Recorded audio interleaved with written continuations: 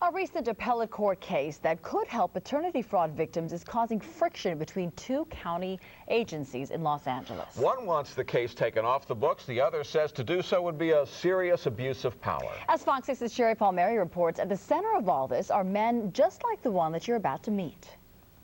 I was happy. I graduated from boot camp. I mean, I felt like, I could take the world, To add to the excitement, Marco Becerro's ex-girlfriend showed up for the celebration and wanted to get back together. During that weekend, we decided that we were going to get married. 2 weeks later, she told me that she was pregnant.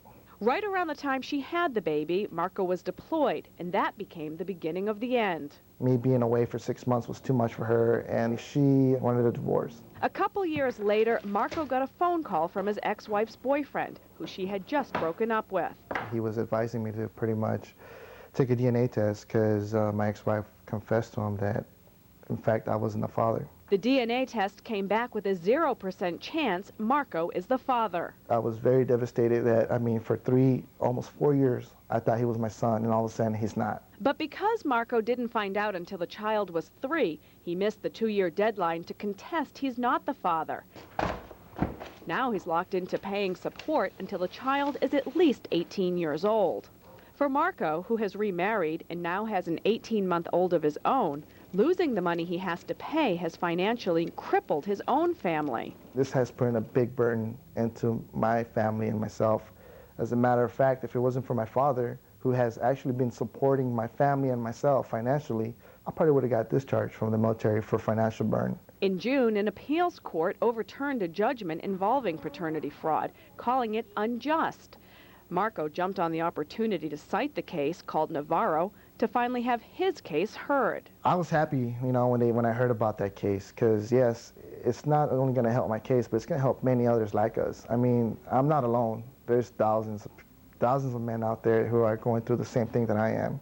Recently, Los Angeles Child Support Services has filed paperwork to depublish the Navarro case, prompting the Los Angeles Public Defender's Office to come out fighting for the case to stay.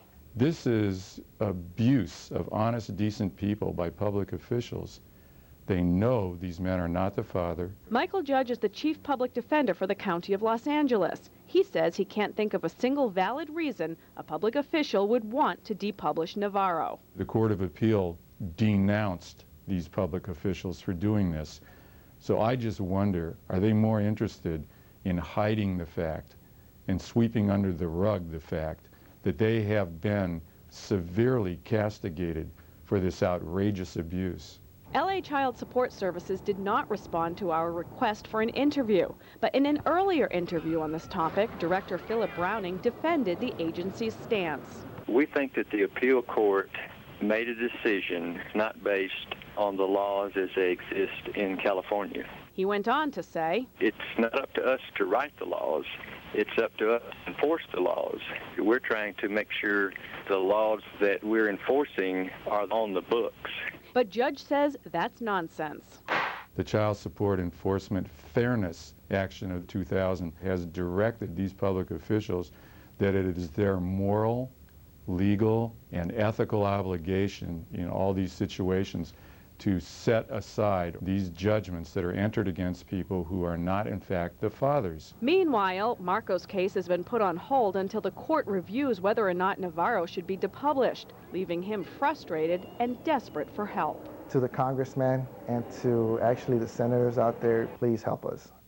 This has to stop, This is something that affects all men and children all across the nation. I beg them to help us. In Mission Village, Sherry Palmieri, Fox 6 News. Marco Becerro says that a DNA test has identified the real father of the child that he is paying for. We did try to contact Becerro's ex-wife to hear her side of the story. She did not return our